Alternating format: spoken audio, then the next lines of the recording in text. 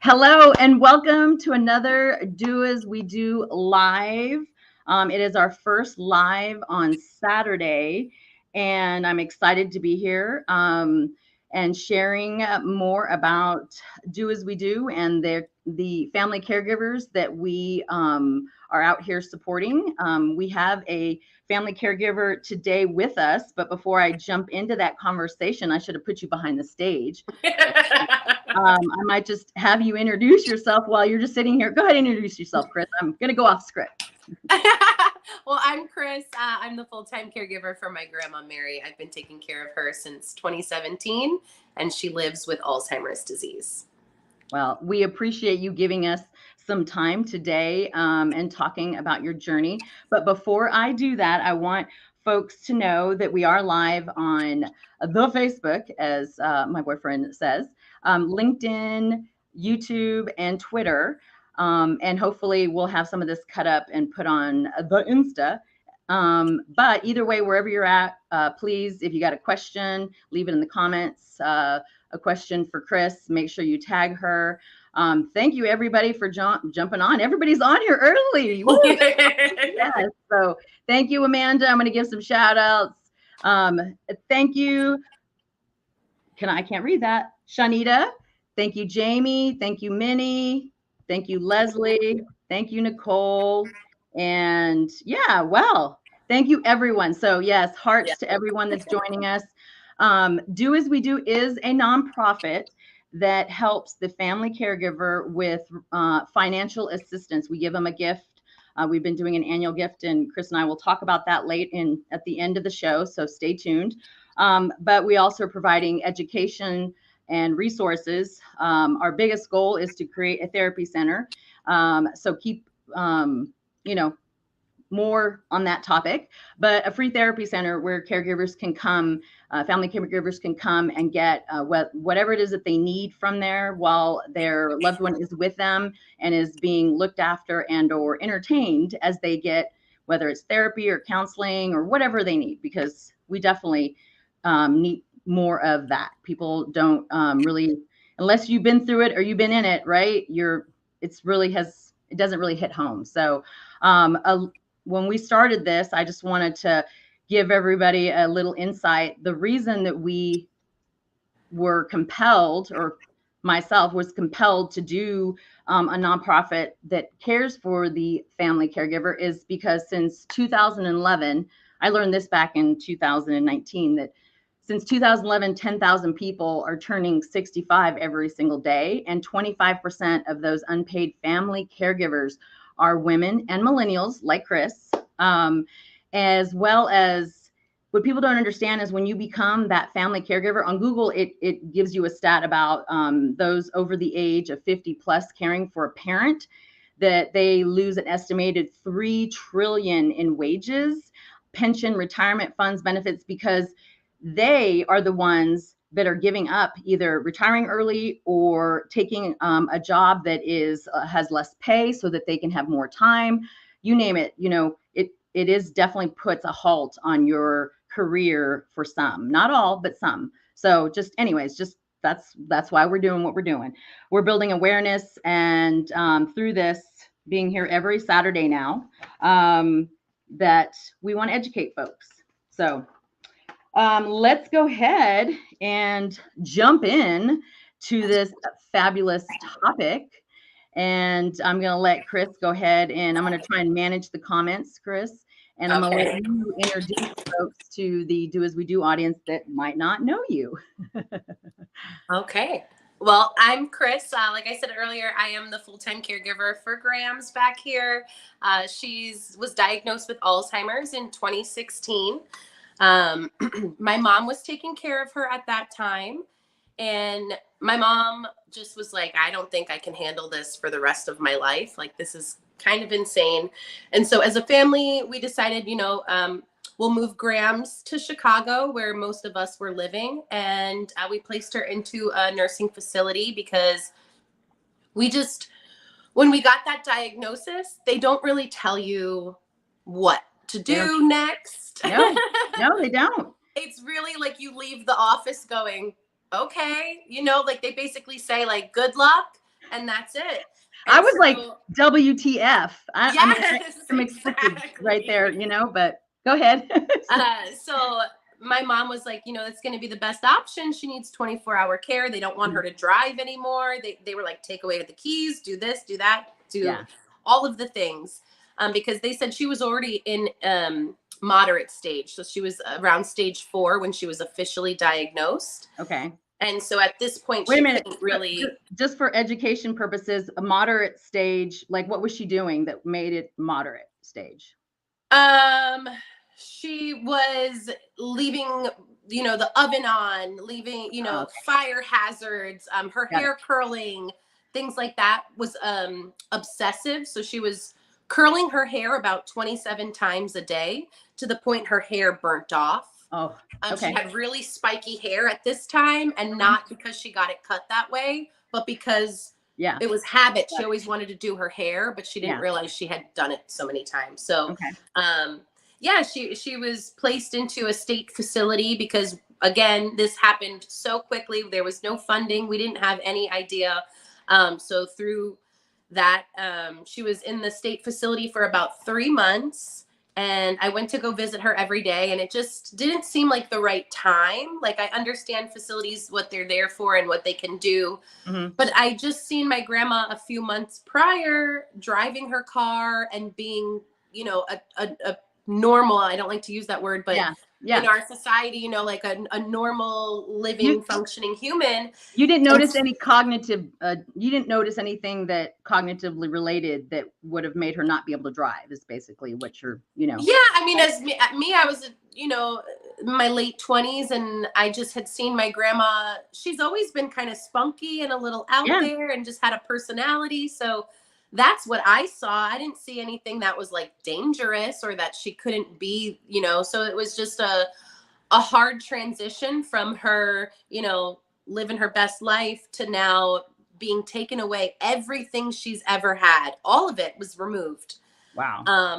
And so, yeah, my roommate, actually, his mom had a stroke and he moved out to go take care of her. So he moved into his family home to help take care of his mom.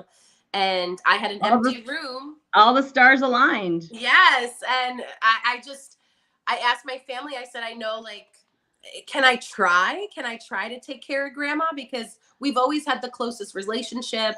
I lived with her as a teenager. And yeah, so my family was like, what's the worst that can happen? That's awesome. If you want to try it, try it. How old were you?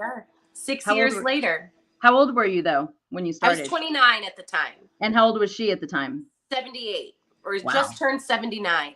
Okay. That is crazy. But it's true. You're thrown into it and you're catching the ball. I like to tell people, like, you did the best with what we were handed, right? Or what we know, either one you pick, right? And you're just trying to figure it out as you go. And these are life-changing decisions for your loved one that you care for. And you don't want to mess up. So good for you for giving it a try.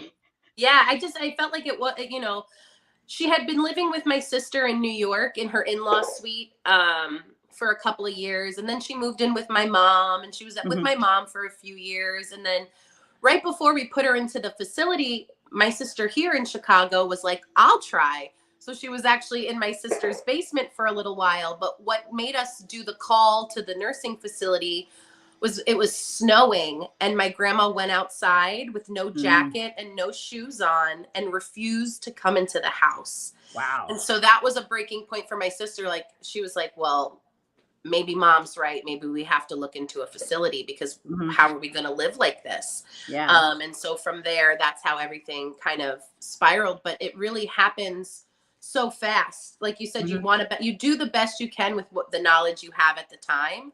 Yeah. And so at the time, we figured 24-hour care was the only way. Yeah. Absolutely.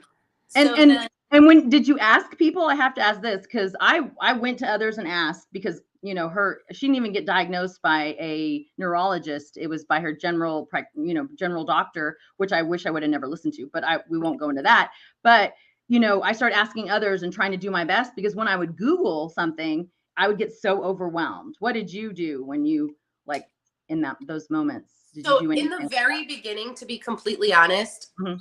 Alzheimer's was not even like my main thing was my grandma. My grandma's Okay. not happy and I want my grandma to be happy.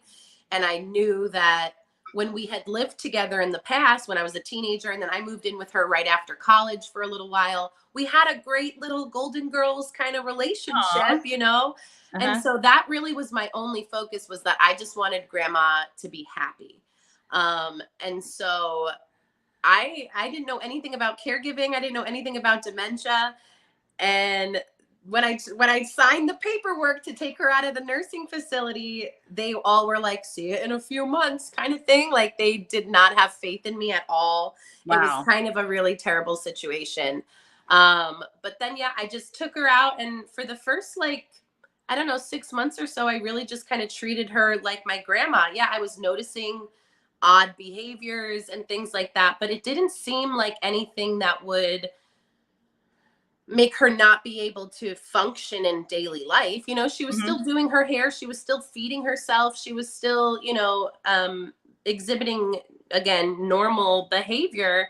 So I just was rolling with it. It really Yeah. wasn't until about 6 months into the journey, when she started doing the wandering and doing things that were slightly more dangerous, that I was Yeah. like, okay, I have to get educated on Yeah. this. And I turned to social media. We started Life with Graham's Instagram in September of 2017. Uh-huh. And from there, it just went rolling. The hashtag caregiver became my saving grace. I didn't even know, like I said, I didn't even know I was a caregiver until I was already a year into it, Wow. And sorry. No, it's okay. Did you fall I love over? it. Is she Yeah. okay? That's how I am. Whenever my mom's too quiet, I'm like, "What you doing, Yeah. mom? Why you so quiet?" Definitely. Yes.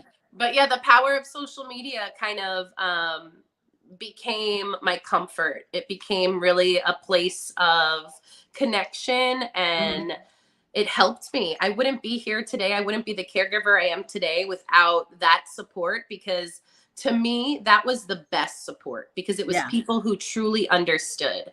Yeah. The For sure. doctors, people like that, they understand it from a strictly medical point of view. I feel Not like, always. Not what? always. Yes. Yes. But Correct. they don't Not, really have yeah. the compassion, the empathy, the Mhm. caregiver side of things. Yeah. So yeah, then I just kind of dove right on into learning as much as I could about this disease. Well, good for you, because I can tell you that I connected with you because of mom of my mom. And really saw on TikTok, because that's the first time, that I had really started putting things out there. I would tell my friends and put up little videos. But because the way I was raised, and, seeing my mom, take care of her parents, seeing my dad take care of his mom, that you just didn't talk about it, right? Like, and the more I talked about it to my peers within my network, they were more comfortable about telling me about their stories. And so I was like, okay, there's something to this, right?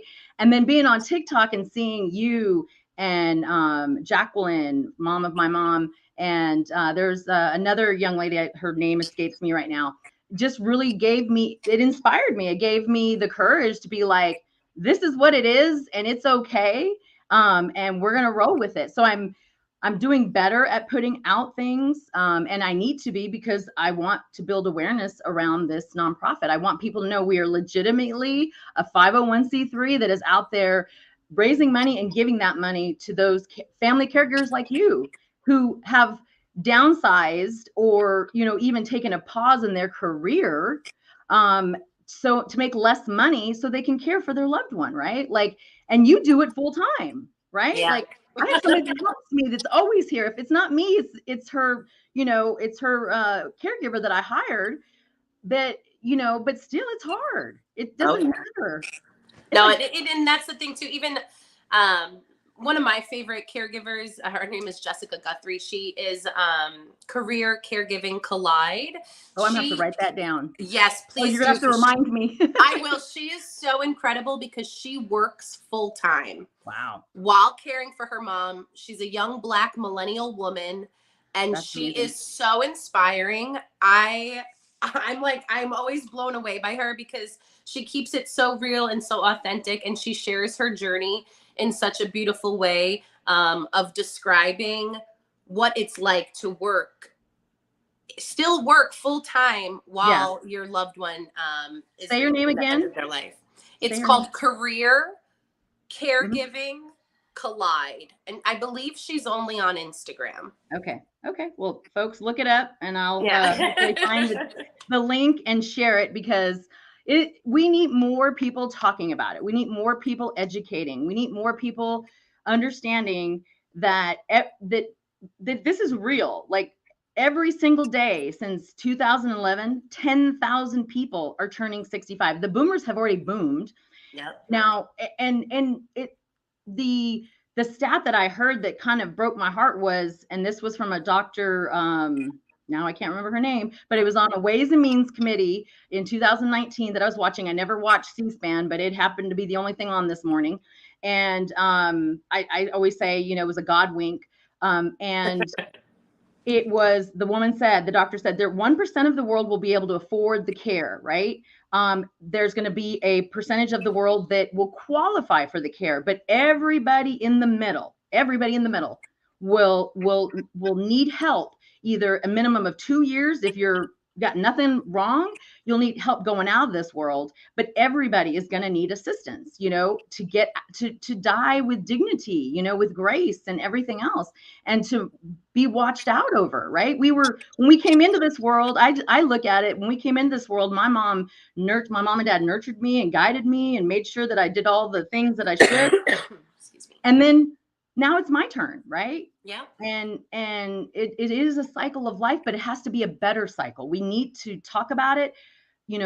Another real thing that I always tell people is, it's not about when you die, because I talk to people about, do you have a plan? And have you told your children, your spouse, your partner, your whatever it is, whoever's going to be that person you're going to lean on, what that plan is and where the money is? Because I had to go get powers of attorneys, right? I was lucky that I caught it so early with my mom, and that we had a good relationship. But I've heard horror stories of people having to sue their parents to get custody because they were endangered. And let's not even talk about the laws and adult protective services. I get they're there for a reason. But when the child is doing everything they can, or their loved one is doing everything they can to take care of that person, and that person's like, no way, then guess who's going to be held liable? Yeah. Right? I mean, good for you for being like, hey, I'm going to try this. Why not? What's the worst that can happen, right? Bad things have already happened, right? Like, so why not try it? Yeah. What is something that upsets you the most when you first started? When I first started caregiving, what upset me most was, after I started educating myself about Alzheimer's, was really the lack of understanding from everyone everywhere. Mm-hmm. It was my family, it was my friends, it was my job, it was the doctor's office, it was literally the waitress at IHOP. I felt like no one saw me, no one understood what I was going through. And everyone was like, oh, just the memory loss. Does she know who you are still? Does she know who you are? Does she know who you are? Does she know who you are? It's just like, if you guys only knew that is like maybe 2% of the grand scheme of what I'm actually dealing with on a day-to-day basis. Yeah. And no, like at first, I think a lot of my friends thought I was just like watching my grandma, like kind of this situation, like just let her sit there and, I'm just making sure she's good and I'm having a great time. But it's really, that was the most frustrating, hardest part for me at first, was just not feeling understood. Mm-hmm. And I mean, life is hard. I could cry about all of the things that I miss about my grandma. I mean, that anticipatory grief is very, Mhm. very real. Mhm. But for me, those aren't the hardest parts, because my grandma, one, she still is here. I still can create a relationship with her. I can still share love and understanding with her. And yeah, it's frustrating, and I'm mad that I can't talk to her the way that I used to talk to her. Yeah. But it's really the judgment and opinions of others that I think is the hardest to handle. Yeah. Yeah. You gotta, your skin definitely becomes tougher over time. And for me, I learned to give more grace before I jumped on. I still do. I do it better. I'm better with those people I know. It's strangers that I don't know.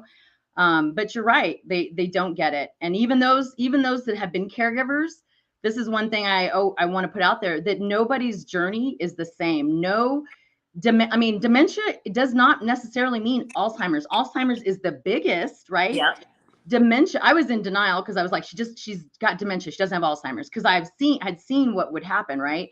You can have dementia with a stroke. You can have dementia, Lewy bodies, Parkinson's, but it's a cognitive memory loss that progressively gets worse, as well as can become Alzheimer's, right? Yes. So getting educated and educating others, I had to slow down and give that little one liner or something to kind of go like, just because that's what you went through, like somehow I had to find that, right? Because I wanted to reach out and do that, right? That would Yeah, be and very. also just letting people know, like, for me, my grandma is an older adult. She is in Mhm. her 80s now, and I really like to let people know that it's not just older adults. There is the No. early onset of Alzheimer's that can start before the age of 65.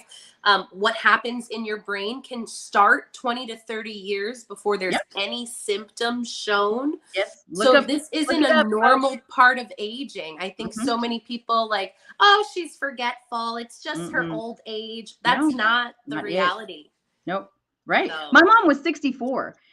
My mom was 64, and I feel now that what I know and have learned from the Amen clinics, if that it could have been depression and stress. Stress can cause a memory loss and cognitive, decline. But if I would have taken her on a trip or done something else other than just put her on medication, she was physically very healthy. She played tennis all the way up until the pandemic, but she just had no short-term memory. And I wish I'd have known that it can be something else. It doesn't, and you can be, there's a movie called Alice, just still Alice or something like that. She was 40 something years old. Like, it's yeah. a real thing. Like, you can have a stroke and get dementia. You can take the wrong medications at a young age and get dementia. And if you're not aware of what's going on and finding out really, then, you're going to go down the path where, yeah, your brain's not going to heal. So, we don't want to go into that. That's not medical advice. But anyways, so what was something that really that you enjoyed? Like, what's some of the things that you enjoy about being a family caregiver to your grandmother? For me, the number one thing is obviously the connection that my grandmother and I have. That Mhm. I'm very fortunate that through the journey of Alzheimer's and through this disease, our love has remained so strong and our bond. Mhm. So I'm very fortunate that I have treated my grandma as such. I try to keep her as active in life and doing the things that she would have done if she didn't have this disease.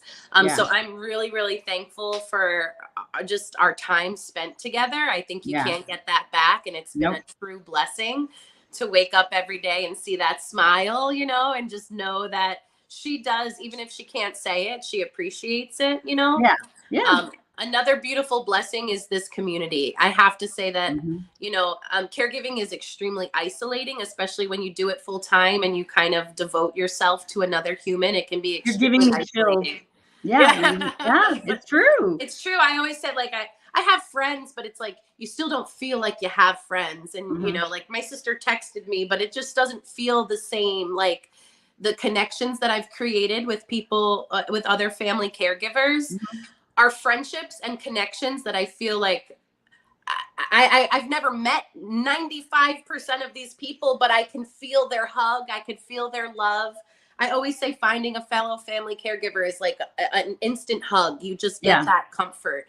And Yeah. that has been a really big blessing to make those connections. Absolutely. It is. Didn't you say you went on was it a caregiver retreat? Did you, or I did, yeah. was So it, was there, it family? Was it all caregivers, or was it just like a retreat, for just anybody? no, it's a caregiver retreat, but it was all different kinds of caregivers. So there Got it. was a few other dementia caregivers, Mhm. autism parents, and um, uh, just a variety of different caregivers. Amazing. And it Amazing. was incredible. Yeah.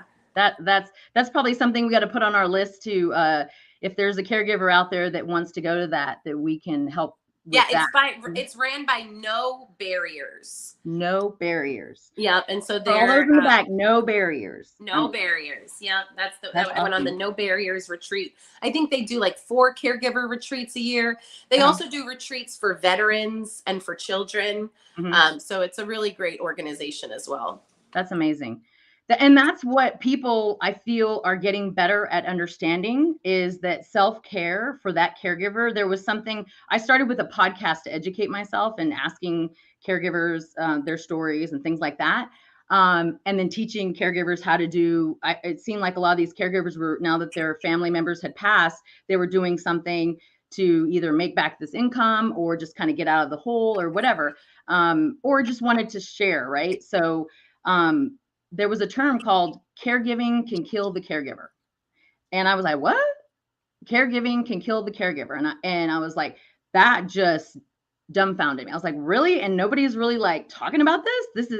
This is, and you're just sucking it up and taking it? Like, why? Did you Why? see the stats that say No. that like 37% of caregivers die before Wow. the person they're caring for That doesn't surprise me. because of the stress and the lack of like really. I know I do it too. I'm always like, I'm fine, I'm good, everything's great. Da, da, da, da, Yeah. da. No. You know, and I paint my nails and I'm like, I painted my nails, I'm good, I got self-care. And it's like, no, but really that's not enough. Like, Yeah. I do go to therapy, I do caregiver support groups, I do all of these things to make sure my mental health is in check. Mhm. And I still burn out. Yeah. Yeah. Daily. Yeah. Well, because it's such an emotional roller coaster, right? Like, it's a roller coaster of not just emotions, but then it even, like, I can't even imagine if my mother couldn't get off, like couldn't wipe for herself, or but she, sometimes she needs help getting off the potty, but I can't even imagine those caregivers have to physically lift their loved ones, right? Yeah. And things like that. That would, like, but it's just draining all the way around. All of it. All And of that's it. the thing too, also, is like I'm almost 6 years in now, like 5 and a Mhm. half years in. And I look back to like 2 years ago when I was like, oh, it was so hard. And then it's a progressive disease. Yeah. So it only gets harder. Harder. A Yeah. few weeks ago, she was diagnosed with pneumonia, a UTI. I thought it was the end. I was calling hospice. I was dealing with all of that emotion and all of that grief. And it's just continuous. As soon as you find your groove. Oh, she looked up. As soon as you find your groove, something else comes up, and then Yeah. you have to change. It's constant. It's always Yeah. going to be something. So There's got to be a class in pivoting for sure for all of us. Let me say some more. Shout everybody. The Bonnie Adams, thank you for sharing. We appreciate. Yes, she worked full time, took care of her mama, and it is definitely it's a daily struggle. Like, you got to learn to pivot. Thank you, Gracie, for joining us. Jolene. Yes, she is. You are my therapy. You and Jacqueline on TikTok are definitely, like, well, I go to therapy, but support groups. I used to try to physically go to them, and I just didn't connect with anybody in any of them because of age purposes. yeah. Right? And I even though I always say I'm a kid at heart still, but yes, it is definitely. Thank you guys so much for joining us, because it is something that is progressive. I think I don't know if I said thank you, Alice and Charlotte. I'm just trying to do my best. But yes, it is something that that people need to learn, that there's no science to it, to family caregiving, right? And it is, everybody's journey is different. Every dementia is different. And we all just there needs to be a class on how to talk to family caregivers, as well as teach family caregivers how to pivot and be prepared to, like, for me, I had to learn very quickly how to get rid of the word remember. that was something that was, like other stories and for a different day, but it is something that people don't get. They don't get that, right? And they don't understand that you have to repeat yourself. And sometimes, like my mom at this point, she doesn't ask as many questions unless I gauge with her.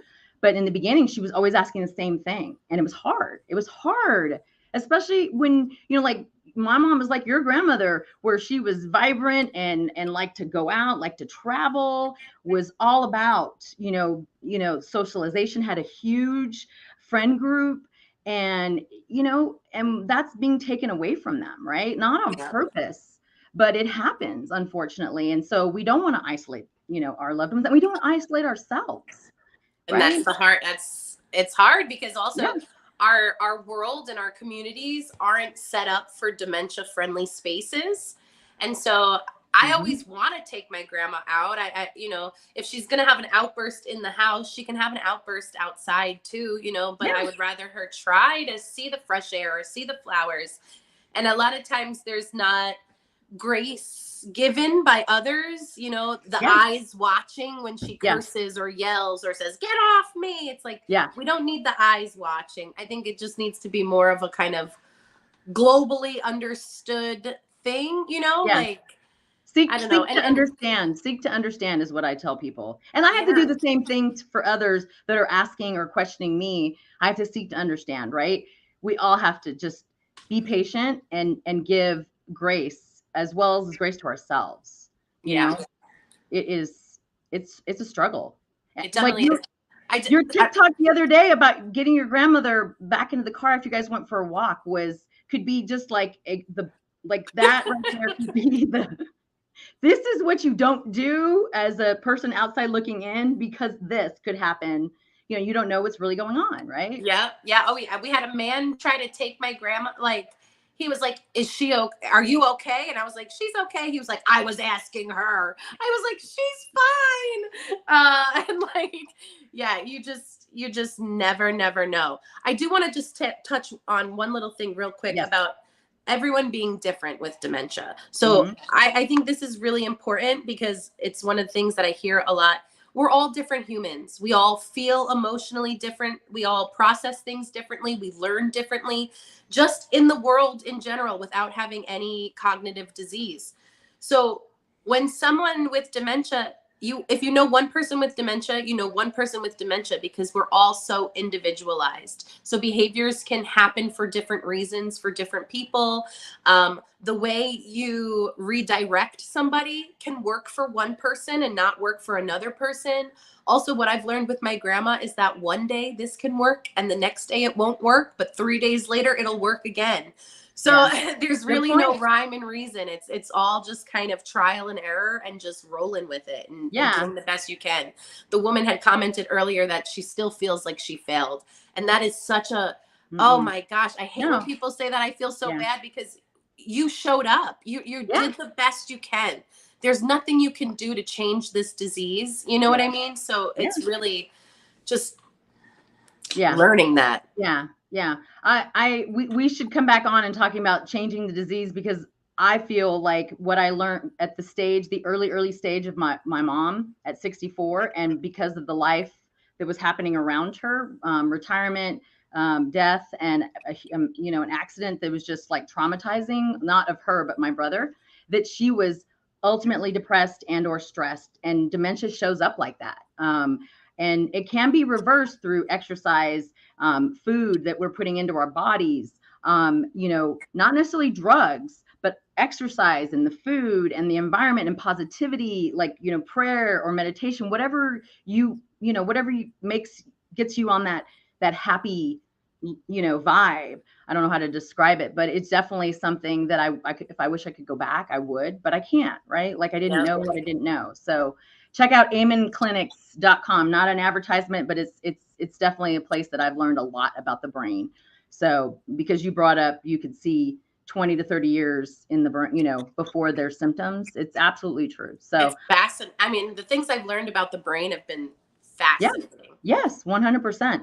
I love this, that dementia and Alzheimer's is the most degrading disease for our loved one. Well, it doesn't necessarily have to be. It's in my opinion, it is how we treat them and make them feel, you know, in general. But yes, Leslie, we get it. Like it's something that it's hard, right? It is hard. I think a lot of people put the stigma on the people living with dementia too. It's like people say to me all the time, because I share my journey so openly, is like, oh, she would be so ashamed. She would be embarrassed. First of all, she's a human being. Yeah. She's allowed to carry a baby doll. You're the one who's embarrassed. Yeah. That's your thought process. She don't care if she's carrying a baby doll around. She never cared 50 years ago before she had Alzheimer's. She that's her personality. Yeah. And I get it. Some people would never do the things that they do with dementia, but I think a lot of the times, a lot of the negative views come from others. Yes. Come from their opinion and their projection of what things should look like or should be. You know, that like, oh, she likes baby things. It's like, why does it have to be like that? Why can't we just, you know? Yeah. Yeah, for sure. And because I was always worried about judgment of others. And even though I knew I was doing what was best for my mom and she would be okay with it, I had to get past outside judgment. I had to get past, you know, what certain people that will remain nameless in her life would think and or say. And it was hard, right? It's very, very hard. And exactly, Leslie, she says that's exactly what I was talking about earlier when she was talking about, you know, that it is degrading. For sure. We get it. Like it's and I want to read this one out because I've had it up earlier. I know I get she chooses to do this, but when she gets that day out, like tubing with the friends and concerts, so nice that she's definitely needs it more often. Yes, caregivers. Yes, we need it. It shouldn't just be a once a year or once a quarter or once it should be on a like 30 minutes a day or an hour or once a month. Like picking it for the family caregiver. It's up to you. What do you need, right? Yeah. And that's a great transition into, that's why we're doing this giveaway because, and we ask, I'm going to put up the link for the resources. You can go to this link and you can either donate or you can apply. If you are a family caregiver with someone with dementia, we, you know, depending on how many people we get that apply, first is the dementia category and then everything else for family caregivers. But we want caregivers to be able to go and do something for themselves. This money is not for you to spend on your loved one. You're already spending enough money on your loved one, right? You know, my mom has the pension and a retirement and it still doesn't cover everything, right? I supplement everything after that. So, and I'm blessed that she has insurance, so she's not paying a high dollar for medications.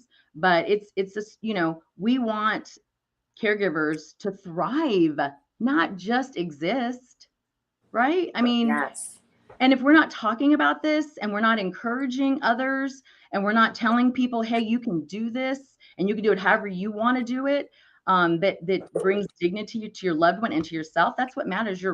Hey, Grams, is she getting ready. She overcoloring now. She said, all right, I'm ready to bother you. Hey! No.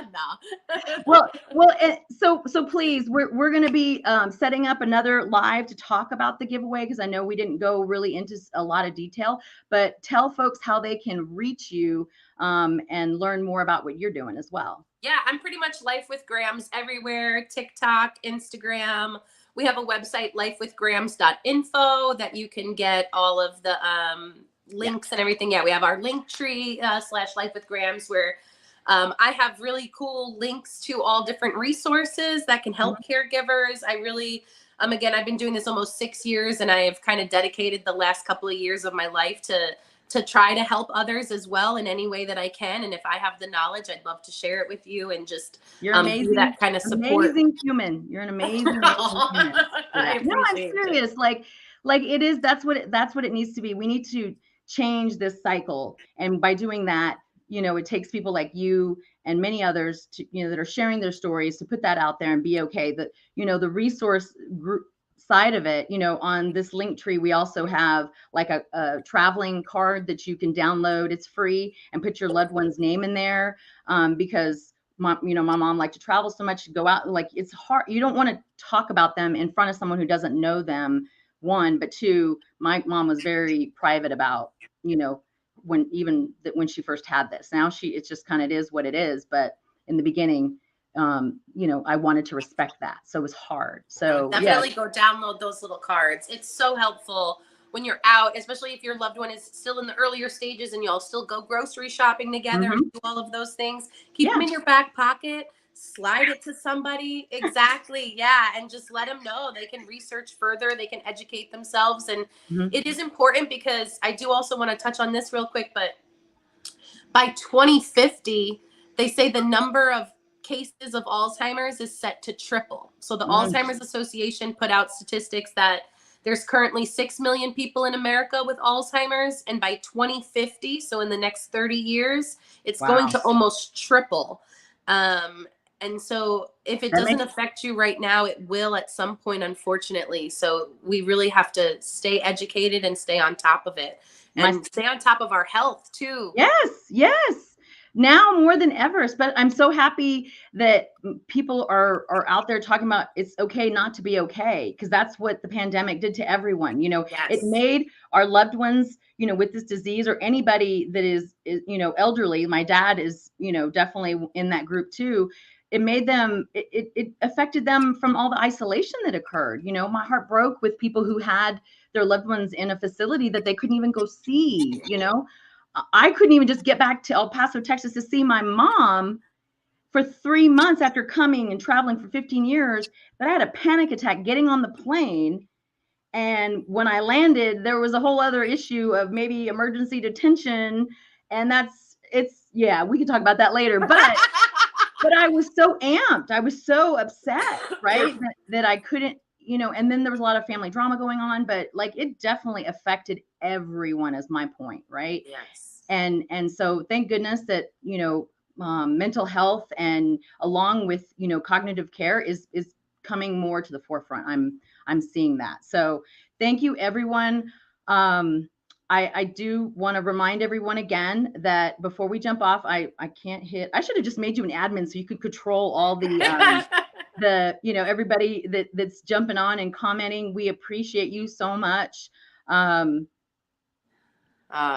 Bonnie, I'm sorry. I know we're going to get off here in a second, but that's another important part about caregivers doing self-care regularly, is because one day your loved one will no longer be here, and you need to know who you are still. Good point. You don't want to be lost, maintain yourself. Yes, we change. We are always growing. We're ever growing. Self-identity changes, but you don't want to get lost completely, because I'm sure that's a way harder build to build back up from. I was lost in the beginning, for sure. 100%. When I took her on full time, I was totally, until I got into my groove and figure out I had to still do the things that were normal. Not as, not 100 hours a week, but maybe, 30 hours a month, or, 40 hours, whatever. But I had to find that normalcy, and it was important to keep me, because it was driving me nuts. It was not a good, and then when I'm not good, then she's not good. Right. It is definitely, you're connected from the heart, and so many other energy, everything else, you're connected to your loved one, for sure. So great point. That was Bonnie, right? Yes. Thank you, Bonnie, for sharing. We appreciate you so much. Again, I'm going to throw these up before we get off here, so you can connect. For all the Do As We Do folks, I thank you to all the Life with Grams followers for coming over to Do As We Do. But for those who don't know, Kris and Mary, you need to. So please go connect with them here. It's super important. For others who want to learn more about Do As We Do and what we're doing, if anybody that follows you wants to be on, we would love to share their story. Please message me, or send me an email, kscott@doaswedo.org as well. And here's our link tree, so you can go here and connect with us in all the different ways. And this is a nonprofit, so myself and any of the volunteers, it's not our full-time job, so please be patient with us. And if we don't get back to you, then keep reaching out, or send me that email. I will absolutely get kscott@doaswedo.org. Do you want to add anything else, Kris, before we go? No, I think that was great. Thank you so much for having me. And I want everyone, we're going to do an Instagram, TikTok live to talk more about the gifting and the fundraising that Do As We Do does. So stay tuned. Stay tuned. Yes, for sure. And you are welcome to come back anytime you want. I know, I absolutely enjoy you talking with us and appreciate your knowledge. And you are definitely an inspiration when I tell you that more of those family caregivers need to be following your story about putting it out there. Maybe not doing all the same things you do, but put it out there. Whatever your journey is like, it's okay. Don't be afraid to talk about it. Don't be afraid. Don't be afraid, because we have to end this cycle of caregivers dying before their loved ones, right? Like, it is a real thing. And there are more women and millennials taking this on than ever before. If the numbers that you talked about, like, I can't even, it gave me chills thinking about that. That means the percentage of women and millennials is just going up, because that's what we do. We're nurturers, most are nurturers. And even those that are not, I feel like it still happens. I don't have any children. So like, it just came with me, my mother took over, and me.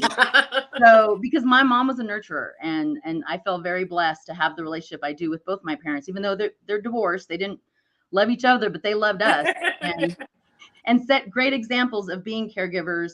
But I want it to be different. I don't want the same for your generation, my nieces and my nephews, my godchildren, anybody that has children. I absolutely don't want that for. And if you don't, you need to get your plan in order, because that's what for you. Yeah, for you. Because it's not about you dying. It's about you living. Mm-hmm.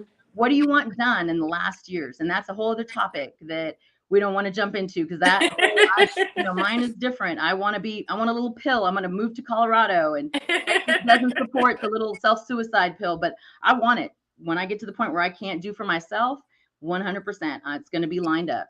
So I appreciate you so much. I'll be talking to you later, and we'll get those dates out. So everyone, stay tuned. And remember, do as we do. And it's not about if you die, it's about if you live. Does your loved one know what the plan is? And if they don't, you better tell them, talk to them. So that's right. Thanks, Kris. I appreciate you so much. Have a great day, everyone.